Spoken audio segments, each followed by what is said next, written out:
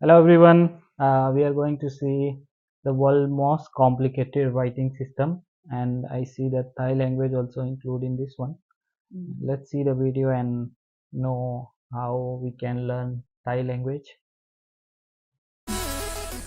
Hello and welcome to the last of my three-part series on writing systems. In the first one I covered writing systems in general, and then in the second one I covered what I consider one of the most beautiful, simple, elegantly designed writing systems in the world, Korean. Now let's look at what I consider to be the exact polar opposite of the Korean writing system, the Thai writing system. Admittedly, I have a little bit of a bias on this one. There's a decent number of writing systems I don't know anything about, and I happen to know a little bit more about Thai because I had a Thai friend once who taught me a little bit. But I've studied a little bit of a lot of different writing systems, and I think I can say with some confidence that if Thai isn't the most complicated writing system in the world, it's at least really high up there. Now, I'm not saying it's the hardest to learn. That award would probably go to Chinese, or any other logography where you have to learn a different symbol for every single word. But the rules for how the Chinese writing system works are actually incredibly straightforward. One symbol per word, one word per symbol. That's it, and after that you can just start memorizing. But with Thai, there's all kinds of crazy rules you have to learn about the way all the different symbols interact with each other before you can even start memorizing anything. How many It's letters? so crazy, in fact, that it wound up taking me a lot longer to do the research for this video than I thought it would, and that's why this video is so late. Sorry about that, by the way. Anyway, I have found 4 main reasons that the Thai writing system has wound up the way it is. Number 1. Thai is an abagida. It looks a lot like an alphabet. There are symbols for consonants and symbols for vowels, and for the most part you just write them left to right. But Thai is actually an abagida, which you might remember is any writing system where you start by writing the symbols for the consonants, and then you modify the symbols for the consonants in some way that indicates the vowel that comes after it. In Thai, though, you don't modify the symbol exactly, you just add the symbol for the vowel, but depending on which vowel symbol it is, you might add the vowel in front of it, or behind it, or above it, or below it. So if you try to treat Thai like an alphabet, you'll wind up hopping all over the place. It's much easier to think of it as divided up into syllable blocks, with each syllable containing the initial consonant in the middle, and then the vowel symbol is somewhere around it. Number 2. Thai is a tonal language, and unlike Chinese, which just kind of gave up on the idea of writing down tones, the Thai writing system tries to incorporate the tones into the writing. It actually does this in a relatively straightforward manner. It just has a symbol for each tone, and you write the tone by writing the tone symbol above the syllable that has that tone. Not that hard, but it does add another important layer of complexity that is going to come up again later. Number 3. Duplicate letters. For this part, you'll need to understand the historical situation that Thailand was in when the writing system was invented. Tradition states that the Thai alphabet was invented by King Pho Kun Ram Khan.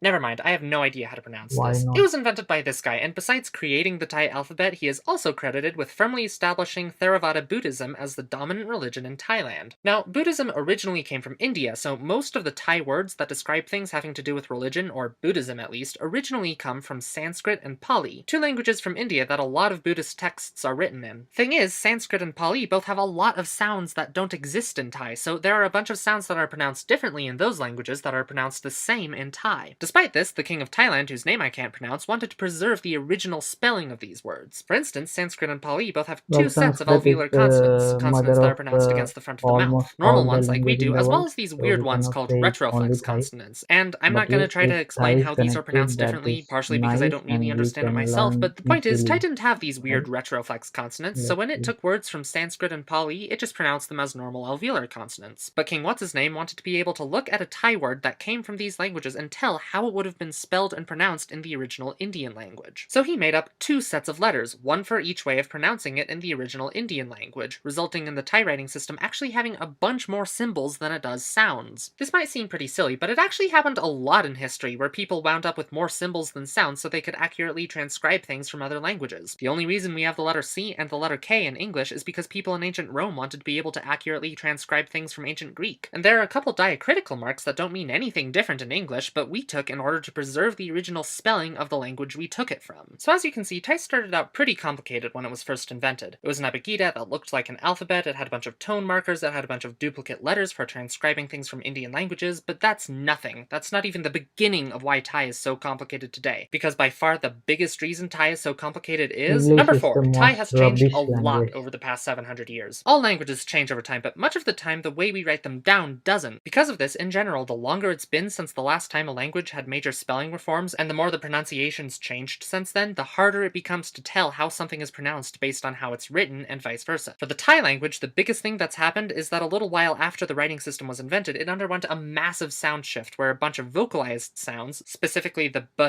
d, j, and g sounds, merged with their unvocalized equivalents, becoming pronounced the same as the sounds p, t, ch, and k. This would have made it impossible to tell a lot of words apart if it weren't for one thing. All three of the Thai language's tones split into two tones depending on whether the consonant that came before it was originally vocalized or unvocalized. So now, a lot of tone symbols might be referring to two different tones, and we have even more duplicate consonant letters than we started out with. To figure out which tone a symbol represents, you need to know whether the consonant that came before it was originally vocalized or unvocalized, and decide based on that. My favorite example of this is the Thai aspirated unvocalized alveolar plosive, otherwise known as the t sound, which, because of duplicate letters to transcribe Indian languages and subsequent sound merges, has 6 different symbols to represent it with. But it doesn't stop there. The tones have done even more moving around and shuffling since then based on the consonant that comes before it and the vowel that the tone is on, so you pretty much just have to memorize this table of different kinds of consonants and vowels and tone symbols to figure out which tone to use. Now, I know what you're probably thinking. Why would the Thai people go on using this writing system if it's so insane and complicated? Well, for one thing, there's just tradition. I mean, which is easier in the short run? Convincing everyone in the entire country to use a different writing system that you just made up, change all the road signs and replace all of the important records, or just continue teaching kids the same weird rules you had to learn growing up too? But for another thing, consider this. If you plopped a person from 15th century Thailand down in the middle of modern day Bangkok, they'd probably have no idea what anyone was saying. It'd be like us trying to read Shakespeare times a trillion. But at the same time, they'd be able to read all the road signs and communicate with people with writing just fine, because the writing hasn't changed at all in the past 700 years. In the same way, people who live in Thailand today can go up to ancient temples and dig up centuries-old documents and perfectly understand the words written by their ancestors dozens of generations ago. If they were to change their writing system, they would be cutting themselves off from all that heritage, all that culture. Besides, how cool is it that every time anyone in Thailand writes something, they're essentially retracing the steps their language has taken the past 700 years in order to figure out how it would have been written back then. And every time anyone reads anything in Thai, they're basically looking at a representation of how it was written centuries ago and figuring out how it should be pronounced today. If there's one thing to take away from studying the Thai writing system, it's that language isn't just beautiful for how perfect and simple it can be. It can also be beautiful for being complicated, for being arbitrary, and for being a living, modern-day remnant of our ancient past. It does kind of make me wonder, though, how do sound changes like these happen? I mean, if kids learn how to talk from their parents and they learned how from their parents, how do these sound changes start and how do they spread? Well, what if I told you that there is a sound shift going on in English right now? Come back next time when I talk about the cot-cot merger. Anyway, see you then. That's a nice, informative video, but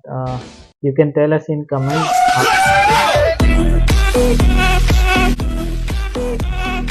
Hi, this is our YouTube channel. Please like and subscribe.